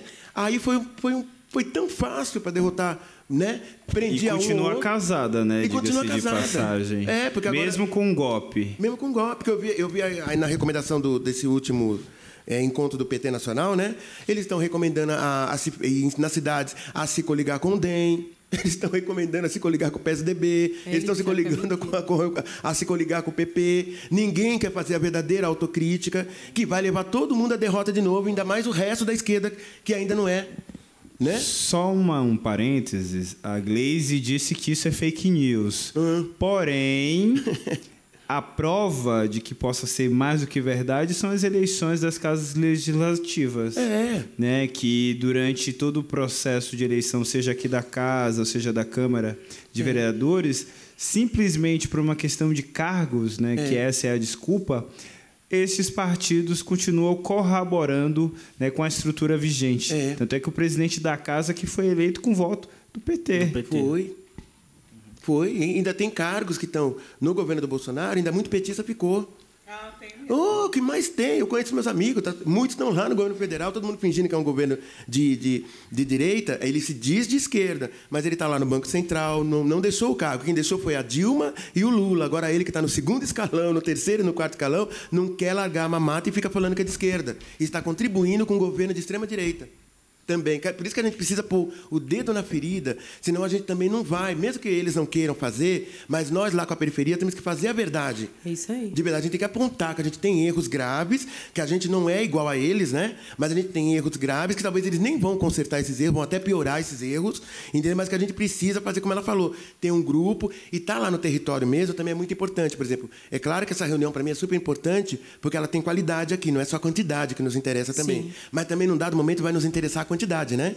Para a gente poder fazer a revolução real. Mas a gente precisa estar lá, ou na Cracolândia, conversando com aquela galerinha sem medo, né? Ainda que a gente tenha que ter parceiros, que a gente vai ter lá a assistência social, o CEAS, o CRAS, a gente vai conseguir. Isso é o de menos. Para quem tem coragem e força, a gente vai para lá e vai conseguir conversar. Na periferia, a gente vai ter que ir lá mesmo, esses discursos, essa formação. E lá não, porque nós já está lá, né? A gente mora lá, né? Eu moro lá. A gente mora lá. Então, é só estar lá mesmo, né? Mas precisa ter isso lá, né? Então, acho que esse que é um ponto muito importante, né? Para a gente ter novos negros, negras, LGBTs, os meninos que nasceram, os meninos que foram para a rua como eu, tinha tudo para ter dado errado. Porque eu sou filho de moradores de rua do bairro do Belém, perdi todo mundo, praticamente só sobrou eu e a minha irmã. Minha mãe morreu na rua de tanto ela puxar a carroça, ela teve um AVC. 3 anos depois, o meu pai vai atravessar a rua de um lado por um caminhão frigorífico da Vigor, pega ele em cheio, aí ele é jogado para outra rua, fica paraplégico, aquela pobreza extrema que nós tínhamos morando lá num quartinho no Belém. Meu pai também foi definhando até morrer. Depois eu perdi um irmão numa chacina, que eu nem tinha mais contato com meu irmão, porque nesse período que eu fui parar na rua, eu perdi contato com a minha irmã, nós éramos 3 irmãos, né? Eu, meu irmão e minha irmã. Eu perdi contato com meu irmão, que até eu imaginava que ele estava bem, apesar que ele teve algumas recaídas, foi parar até no sistema judiciário, foi preso algumas vezes, mas por crimes considerados leves. Mas eu achava que meu irmão estava até bem, mas eu nunca mais tinha visto ele. Né? A última vez que eu vi ele estava super bem. Quando eu fui rever meu irmão, que aí eu fui parar nas ruas, porque eu perdi meu emprego, eu nunca mais tinha visto a minha irmã também, que nisso ela se mudou de Francisco Morato para um outro bairro, e ninguém lá, quando eu voltei lá para visitar ela, sabia onde ela estava. E nisso eu fiquei 4 anos sem ver ela e sem ver ele. Quando eu reencontro um concunhado, que era irmão do meu cunhado casado com ela, que já nem estava mais casado o marido, aí ele falou para mim, sua irmã está morando em tal lugar. Aí que eu fui rever a minha irmã, e quando eu revi a minha irmã, eu já sabia que o meu irmão tinha sofrido uma chacina em Campinas. Na minha cabeça, eu até falei, mas o que ele foi fazer em Campinas se ele mora aqui na capital, né? Mas ele tinha se mudado para lá, se casou lá, foi comprar um tal de um café num horário inóspito, acho que umas 3 horas da manhã, porque a mulher dele havia pedido, né? E aí, nesse horário, teve uma chacina. Na hora que ele chegou, que ele estava pagando, isso contado pela minha irmã, que ele estava pagando lá o açúcar e o café, apareceu um cara encapuzado numa moto, 1 ou 2 caras, e metralhou as pessoas lá dentro, umas 3 horas da manhã. E aí ele também morreu sem saber por que ele estava morrendo. Morreu só ele, morreu mais 7. E aí eu também, quando eu subi, levei um impacto, porque eu não pude ir no enterro dele, eu não pude nada, né? Ainda bem que ficou as boas lembranças com ele, né? E aí eu fui parar na rua nesse período, fiquei 4 anos, eu tinha mania de anotar as histórias dos moradores de rua, porque eu me interessava muito, além de eu estar na rua, sofrendo a dor da rua, a fome, o desprezo, o frio, que é o que sofre esse pessoal que está na rua, mas eu tinha força para ainda ouvir a história do outro. E eu achava que eu ia virar tipo um Paulo Coelho, que eu ia anotando as histórias de cada um. Eu punha esse sonho, eu achava que eu ia virar tipo um escritor mesmo, né? E eu ia anotando, eu estava ali de Tem tempo ainda, rapaz. Tem tempo? Tem. E aí, escrevendo. Em 3 anos, em 4 anos que eu fiquei na rua, eu consegui 450 relatos de moradores de rua diferentes, né? De todas as idades e tal. Até que um padre me viu na rua, acho que no 4º ano, que eu estava completando o 4º ano, esse padre chama José Carlos, ele me desceu do carro para me conhecer, acho que era umas 3h30 da manhã, e eu ouvi um senhorzinho na região central, lá pro Largo do Brás, que tinha 80 anos de idade e ele tinha 40 anos de rua. E eu me emocionando com a história dele, né? Uma pessoa que já está com 80 anos, talvez ela não consiga nunca mais recuperar os vínculos familiares, né? Depois de 40 anos de rua. E eu me emocionando, mas escrevendo ali, era um dia até meio chuvoso, eu brigando com o papel e com a caneta, porque o chuvisco lá, estava molhando tudo, mas eu queria muito escrever a história dele. Esse padre vinha do Vale do Paraíba, da região de Campo do Jordão, e ele parou no farol, que a gente estava bem na esquina de um farol, ali perto da Cruzeiro do Sul. Ele parou e ele ficou observando 2 moradores de rua, eu com características de morador de rua, esse senhor também, bem velhinho, com características de morador. Ele resolveu descer do carro. Nisso que ele desce do carro, ele olha para mim e fala, qual o seu nome? Eu falei, meu nome é Sidney. Ele falou, Sidney, você tem um dom que o clero brasileiro perdeu. Eu falei, mas que dom? O dom da escuta. Eu fiquei olhando para você, enquanto o farol parou, eu fiquei olhando, ele balbuciava esse senhor, você escrevia. Ele balbuciava, você escrevia. Então, eu percebi que você estava escutando alguma coisa e pondo no papel alguma coisa que ele falava, né? E o clero brasileiro perdeu. A gente não tem mais nem os confessionários na igreja, né? Que as pessoas antes se confessavam, não tem mais. Quer dizer, o padre faz a missa lá, vai embora cada um para sua casa e é um Deus... Mas eu vi que você tem. Sidney, eu sou um padre importante aqui da capital, eu sou presidente de uma ONG. E hoje eu vi que eu encontrei um puta... Eu tenho mais de 500 funcionários nos meus 40, 50 abrigos conveniados aqui com a SMAD.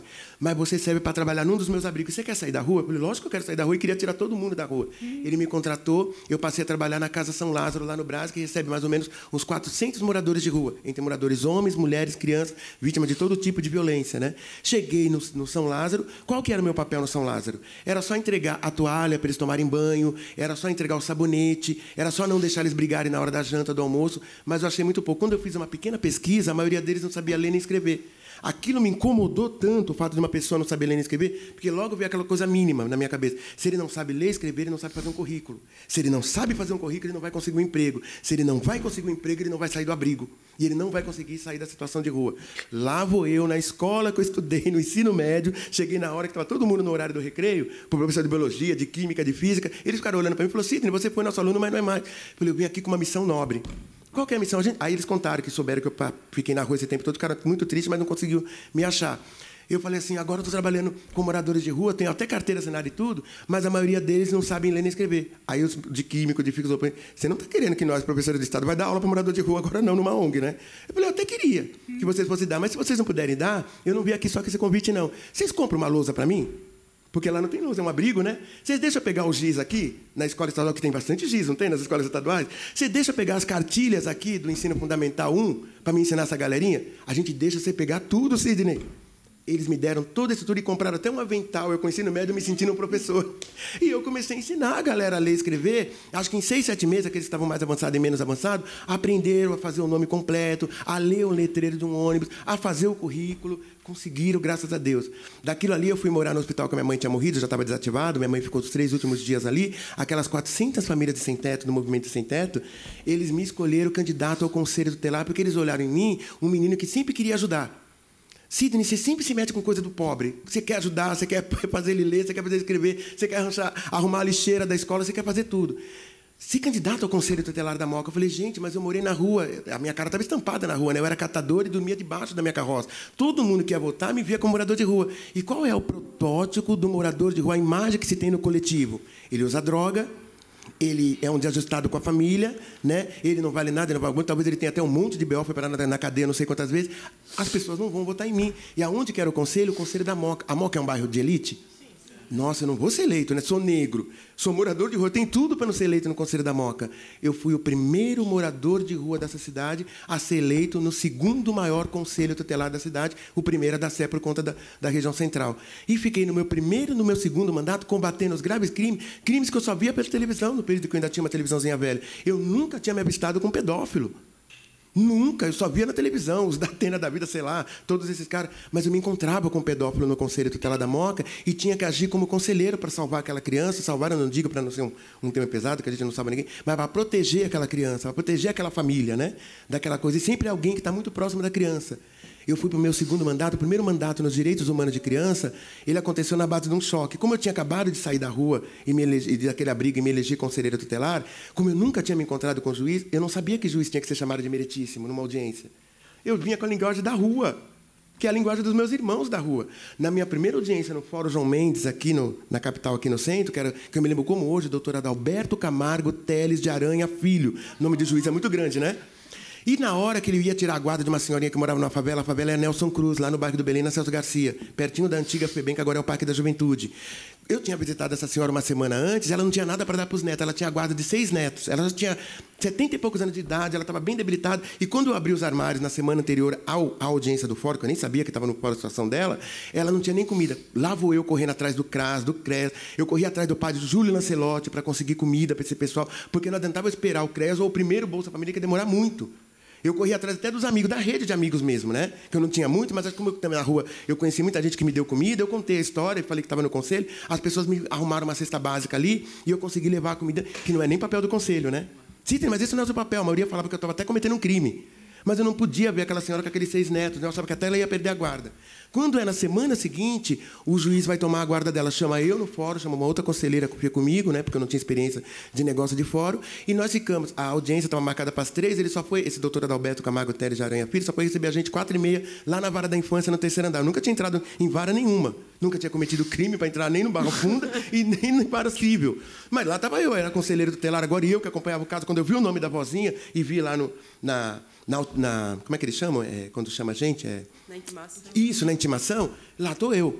Eu estou sentado lá, daqui a pouco, é uma mesa oval, assim, só que bem mais bonita do que aqui na Assembleia, né? Que o juiz fica. Eu já achei um luxo ali, né? Porque lá fora não é tão luxuoso, mas quando você entra lá dentro, onde o juiz fica, é super luxuoso, né? E ele sentado aí bem de frente, e a gente acaba aqui bem longe dele, nesse negócio oval, nessa mesa oval. E eu falo, meu Deus, mas já é 4h30. Ele chamou a gente aqui umas 3 horas. Eu achava que ele estava tirando até um sarro, porque a história dessa senhora era uma história triste, que não merecia esse homem ficar tirando, né? Com uma história dessa. Mas tira mesmo. O juiz branco, acho que até porque a questão da pele também, acho que ajuda nisso.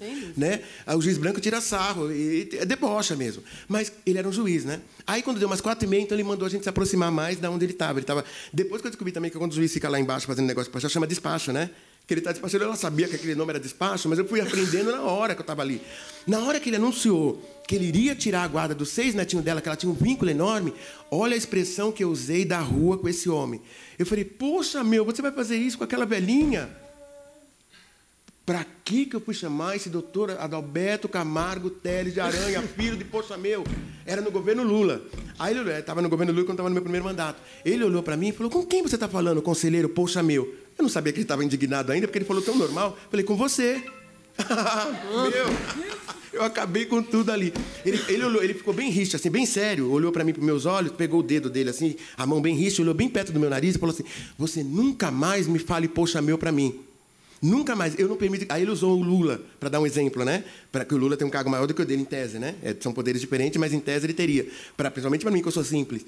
Ele falou assim, eu não admito que nem você, nem o governador do estado, e nem o presidente Lula me chame de você. Na pior das hipóteses, doutor Adalberto, né? Não falou todo o nome. Na pior das hipóteses, doutor Adalberto, meritíssimo, sua excelência. Eu fiquei assim, mas só que aquilo parece que... Sabe quando você se sente humilhado com aquela pessoa falando daquela? Porque eu estava ali só com o objetivo... Mas eu não sabia, eu nunca tinha me contado, fiquei tão humilhado ali.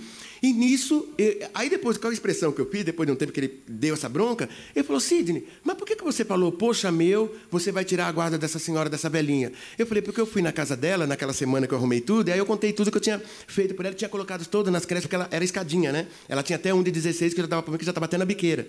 Eu fui lá na biqueira também, sem medo, para tirar ele de lá. Não sei se eu consegui tirar na hora lá com o meu show, mas até os traficantes lá gostaram da minha atitude, né? E aí, tudo bem. E aí, eu falei, eu tô acompanhando bem essa família. Eu consegui CRAS, eu consegui o Bolsa Família, acho que o mês que vem ela já recebe. Tudo que eu pude pedir institucionalmente para as instituições da assistência, eu pedi da educação. Estava todo mundo. Ele falou, mas você conseguiu isso em uma semana? Eu falei, eu casei com a situação. Porque você tem que casar com a situação. Pois é. Que as pessoas não têm comprometimento. Mas eu vim da rua. Aí eu contei para ele a mesma história que eu contei aqui para você. Eu vim da rua, eu não podia não casar com a situação. Qualquer um podia. Mas eu não podia casar porque eu via essa história na rua todos os dias, né? De sofrimento, de violação de mulher, de ver uma mulher sendo espancada pelo outro morador de rua, e quando não é morador de rua, até moradores de casa mesmo, né? Porque a incompreensão com essa moradora e com esse morador, se a violência é muito grande para a mulher que está em casa, a violência é 5 vezes maior para a mulher que está na rua, em situação de rua. E aí ele falou, não, aí ele saiu com a mão e falou, Sidney, eu vou te dar 15 dias para você ficar mandando relatório para mim. Ele não tirou naquela hora, né? Porque ele já ia dar. Ele só ia bater o carimbo, né? Porque já estava tudo pronto ali, né? Eu vou te dar uns 15 dias e você vai me mandando um relatório sobre como anda essa senhora com seus netos, porque os pais estavam presos, ela só tinha guarda porque pai e mãe dessas crianças eram traficantes e estavam presos. Eu consegui dar conta. Quando eu voltei, porque essa senhorinha não tinha nem dinheiro para voltar lá para a favela Nelson Cruz, eu estava com a perua do conselho, né? O conselho male tinha um carro, tinha 2 carros, mas falei, não, a senhora vai, eu levo para a senhora até em casa, né? E aí levei ela e voltei para o conselho. Quando eu voltei para o conselho, eu me lembro como hoje. Estavam os outros 4 conselheiros sentados e estava o Estatuto da Criança e Adolescente na mesa de uma dessas conselheiras, né? E eu peguei e falei assim, para todos eles, para eles pararem um pouco, eu falei assim, conselheiros, olhem para mim. Aí todo mundo olhou. Sabe o morador de rua, o Sidney? Eu, sim, sabemos, você morou na rua, você é um ex-morador de rua. Ele morreu hoje.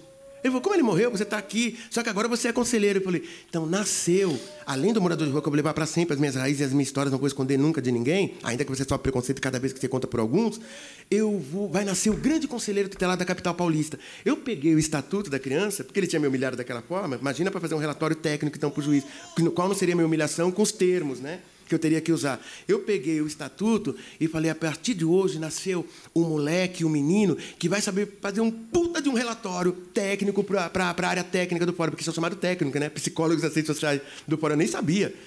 Para a área técnica do fórum, para um juiz, para um promotor do Ministério Público, vocês vão ver o show que eu vou dar sem nunca ter me formado em Direito.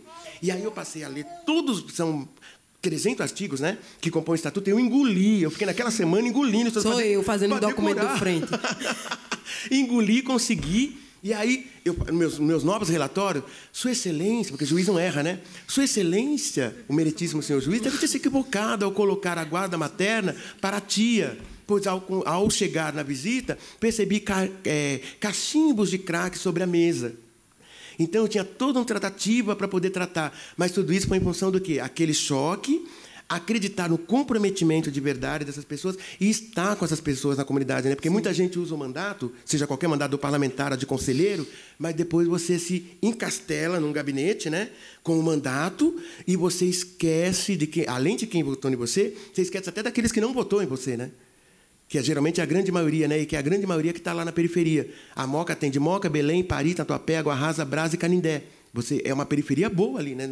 Nos 7 bairros que compõem o Conselho da Moca. E eu fui esse menino que, com toda a história da rua, eu consegui durante os 2 mandatos, e no segundo mandato aconteceu um milagre. Um menino usava droga, ele era filho de um médico do Albert Einstein, que usava maconha. Ele usava maconha, na verdade, que era uma droga também. Mas era uma droga leve. E eu recebi ele, o pai dele muito nervoso, o pai dele, como ele era herdeiro desse pai, e herdeiro da mãe, que eram 2 médicos extremamente ricos, mas separados, ele que detinha a guarda unilateral desse menino. Ele mora lá na Paz de Barro, no puta de um duplex. E aí, ele, muito nervoso, ele queria usar o conselho para dar um susto no filho. Ele queria que, na verdade, eu pegasse esse adolescente, levasse por um abrigo por uns 3 dias e depois devolvesse para ele, só para ele ver a realidade do abrigo. Eu falei, não, isso eu não posso fazer, porque isso eu estaria usando... Primeiro que seria contra a lei, né? E ele não tem perfil para ir no abrigo. O que você está trazendo para mim é que ele é usuário, dependente químico da cannabis, da maconha. O máximo que eu vou poder fazer aqui é pedir o tratamento dele pelo CAPES. E aí, eu pedi, porque ele já tinha levado ele no mundo todo e não tinha dado certo. Eu falei, não, ele vai para o CAPES, é o CAPES que ele vai se encontrar com os outros meninos que também usam, né? Mas que são de outros níveis econômicos que não dele. Vai ser lá no CAPES que ele vai. Se vai dar certo ou vai dar errado, é uma outra história. Mas vamos deixar ele lá no CAP. E aí, em 5 meses, esse menino parou de usar maconha. Talvez por ter visto a realidade, ouvido lá nas terapias, outras coisas, ou porque simplesmente ele quis parar. Eu não sei qual é... Né? Claro que eu recebi relatórios, mas eu não sei qual foi o grande motivo. Ele parou de usar maconha. Esse cara que ficou bravo comigo, que queria humilhar, porque era um médico do Albert Einstein, a mãe dele também era uma médica de Moema, que tinha consultório até particular, até mais rica do que o pai, ele voltou lá e falou, Sidney, você foi a pessoa que não entrou na minha pilha. Você tinha tudo, porque eu já era um médico poderoso, em termos, né? A minha ex-mulher também é uma médica de Moema riquíssima. Você poderia até imaginar que ali que eu tinha amigos desembargadores, né, como a maioria das pessoas, né, porque tem a questão da carteirada, né? Você poderia imaginar que eu poderia ferrar com o teu mandato, mas você ainda não caiu na minha pilha e não fez o que eu quis. Eu falei, mas eu só podia fazer o que preconiza o estatuto da criança e do adolescente, né? Eu era muito rígido nessa questão, né? E aí ele perguntou, você tem algum sonho na vida? Eu falei, eu tenho um sonho de ter uma casa, que eu morava naquele hospital que a minha mãe morreu, que era insalubre, 450 famílias morando ali no Brás, ainda é insalubre até hoje lá, mas eu também queria estudar. Ele falou, não, Sidney, escolhe um sonho só, ou a casa ou estudar. Se fosse a casa, ele compraria uma casa para mim, ele falou de própria boca cheia, eu compraria uma casa para você até 200 mil, e se fosse até um apartamento, eu pagaria por um período, acho que tem aquele valor, né, de IPTU, né, não sei, ele pagaria acho que por uns 5 meses até eu me levantar, financeiramente. Se você quiser estudar, eu pago a faculdade para você. Eu fui lá, o conselho na época era num porãozinho, lá na Moca. Agora a gente está numa casinha melhor, né? Eu fui lá no porão, fiquei ouvindo, e aí eu optei por estudar, ele pagou a faculdade para mim. Eu me formei professor, me formei pedagogo e passei a dar aula de verdade para moradores de rua. Nas ondas da cidade. Então, eu falei isso que a gente está fazendo aqui, para não estender, que eu estendi muito, né? Talvez até fugir um pouco do que é a nossa pauta aqui hoje, mas é importante a gente estar mesmo com essas pessoas, né? Acreditar nessas pessoas, acreditar que a gente vai poder um dia unir toda essa comunidade, essa coisa de comunidade, do social, né? Da sociedade é muito importante para a gente ter as vitórias na frente. Tudo que é muito coletivo, né?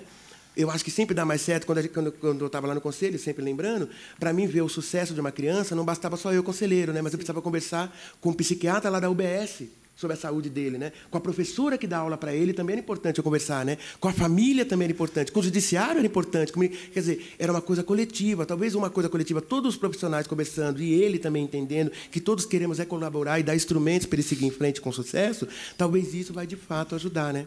Essa criança ou esse adolescente a ter uma autonomia maior. É isso que a gente tem falado muito. Dentro dessa sua perspectiva, e aí é o que a gente fala da linguagem. A sua linguagem é a linguagem que a gente precisa construir como ponte com os irmãos que estão lá todo dia conversando e as pessoas do campo progressista vão lá falar de teoria marxista, etc. A gente precisa falar sobre o que é o social a partir das práticas do que a gente tem construído, a partir dessa lógica que você traz. E é muito importante que a gente construa essas histórias. Hoje, falar isso no campo acadêmico chama storytelling. Né? O povo deu um nome bonito agora, é storytelling. É você construir uma narrativa política a partir de uma história de vida e a galera paga uma fortuna para aprender a fazer storytelling.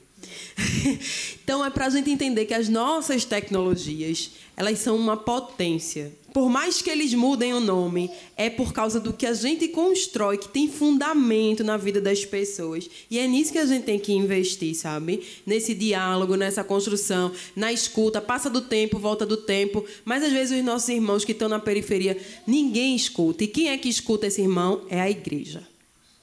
E aí a gente não entende por que a igreja tem construído esse espaço e que politicamente tem crescido, porque 2 motivos que foram que eu trouxe aqui. Primeiro, projeto de sociedade. A gente precisa construir projeto de sociedade. Não pode ser um projeto personalista. A gente precisa ter um projeto de sociedade.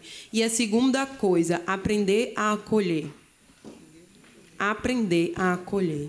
Então, assim, essas 2 coisas que você fez muito bem aí, sem precisar usar o nome storytelling, é o que a gente precisa fazer todos os dias. Não precisa a gente falar com o irmão sobre ele votar em Bolsonaro, não. Precisa a gente criar um laço afetivo com aquela pessoa. Todo dia conversar um pouquinho. A senhora está bem? Está tudo bem na sua casa? Está tudo bem com você? E construindo um laço afetivo. Até a gente ter a possibilidade de falar sobre isso depois de quebrar todo esse processo de pragmatismo político que foi instalado, que também só quem ganha com isso é a extrema-direita e as oligarquias que estão no poder, mesmo nos partidos de esquerda. Isso é uma aula, meu filho. Quando eu crescer, eu quero ser igual a você. Sim.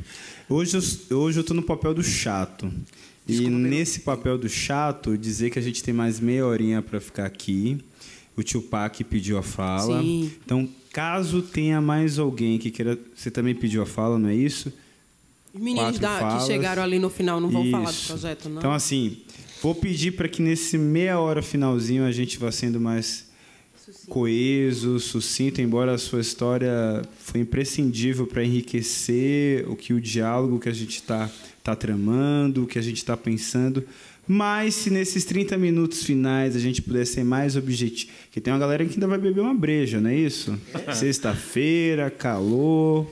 Então, se a gente puder ser mais sucinto, mais direto, né, esquecer um pouquinho o Bolsonaro e pensar um pouquinho de qual ação prática as periferias, as favelas, as populações pretas, originárias, podem tomar de ação para que a eleição de 2020 reverbere, né, um outro processo, um início de uma outra sociedade. Vai ser da hora para que a gente possa ir para os próximos encontros, né, trazer esse subsídio que hoje aqui vai sendo plantado e regado. Bom, a questão da exposição das pessoas que estão em Brasília não tem representatividade nenhuma, para mim em particular, né? Só fala um pouco mais perto do mic, porque está sendo filmado. Então, e não existe política pública para a gente que está na periferia. Então, assim, é fato. Então, assim, a minha reflexão é assim, no passado recente, nas 2 últimas eleições, eu venho acompanhando tragicamente os resultados. Tipo assim, artistas, ativistas, rappers, várias pessoas que, infelizmente, não conseguiram nem para o café, porque acaba dando tiro no pé, por conta também de querer fazer uma campanha de conscientização da comunidade. Não existe. Infelizmente, a gente vive em um país capitalista. Sim. Então, não adianta a gente querer fazer uma política, querer mudar o cenário na contramão, a gente não vai fazer nada, infelizmente, né? Tem muitas pessoas na cidade de Tiradentes, que eu vou falar em particular da quebrada que eu atuo, tem o Frente Favela Brasil, que eu estou representando lá, e o Frente Negra. Então, assim, houve já momentos da gente conversar. A gente está abrindo uma primeira conversa para fazer uma parceria, entendeu? Porque, assim, eu penso assim, e até falei com você da última vez, que a gente pode pensar coletivamente. Sim. Tipo assim, tem 36 nomes de pessoas negras. Por que não virar um mandato só? Entendeu? Porque, assim, é uma experiência bem-sucedida, né, Jesus, que a gente pode conseguir, porque é custo-benefício. Eu penso assim, eu já tive uma proposta no começo do ano de um cara do PSDB, me convidou financeiramente para fazer um trabalho para ele, como eu te falei e tal, isso, aquilo. Eu tenho uma família, a gente vive num país capitalista. Eu sou presidente de uma ONG, que a ONG, infelizmente, não está dando nada, nem para o café. Sou também dono de uma produtora de vídeo que também não estou conseguindo fazer nada, estou vendendo todo o equipamento, praticamente. Então, assim, eu estou entre a cruz e a espada. Tenho uma pretensão política também, como nosso amigo aqui também, né? Mas sem dinheiro, será que a gente consegue alguma coisa? Pela ideologia? A gente não vai conseguir. Então, assim, eu tenho 30 e tantos anos de cidade de Tiradentes. 30 e tantos anos. Eu conversei com o Balbino, que é do Frente Negra, falei assim, mano, vamos fazer uma parceria. Todo mundo vai ganhar. Eu acho que a gente pode pensar nisso e até pensando na continuidade, ficar permanentemente. Por exemplo, lá na cidade de Tiradentes, passou Claudete Alves, passou... Nossa, vários nomes de personalidades negras, que eu sou do movimento negro antigo, saí do movimento negro do PT por discordar de alguma coisa. Me convidaram, do Tucanafro, me convidaram para me fazer uma conversa. Nossa! Olha que louco. O prefeito Kassab chamou o movimento negro para conversar. Foi muitos da esquerda ela conversar com os caras tomando uísque, entendeu? Fizeram lá as amarrações, pegaram seus cargos de confiança e não deu em nada isso daí. Eu acho que assim, a proposta que a gente pode pensar coletivamente, é pensar essa proposta. Se é 36 assessores, por que não 36, cara, eu da cidade de Tiradentes, você da sua quebrada, a gente se elege, cada pessoa consegue 1.000 votos, dependendo do partido, é 36 mil votos. Pode dar certo.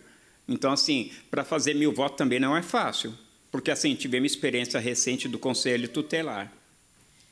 Né? Então, assim, foi uma vergonha a eleição do Conselho Tutelar, porque assim os caras falam assim, não, estou bem articulado na minha quebrada, mas não conseguiu tirar 80 votos, 100 votos. Então, assim, a gente acha assim, eu sou presidente de uma ONG, sou cineasta, eu consigo 1.000 fácil. Se não tiver dinheiro, eu não consigo 1.000 votos. A realidade é essa. Então, a gente tem que ser frio e calculista, que nem esse cara está sendo. Porque senão a gente vai ficar aí. Eu estou com 53, daqui uns dias eu estou chegando, né? Vou deixar meu legado, mas aí vem meu filho, se frustra também, vai embora e não consegue nada. A gente tem que começar a fazer a coisa dar certo. Isso mesmo. Eu acho que a proposta que eu proponho para a gente pensar junto, construir junto, é tal desse bancada coletiva. A gente pode tirar 36 nomes de cara, fechar São Paulo mesmo. Aí eu quero ver se a gente não consegue arrumar. Porque uma outra coisa, muito importante, as pessoas têm que saber o que faz um vereador. Sim. Não adianta a gente entrar, tem o prefeito da oposição e a gente, a minoria, a gente não vai arrumar muita coisa também lá. Entendeu? Então, assim, tem que ser consciente. Então, a gente pensar, a gente tem um vereador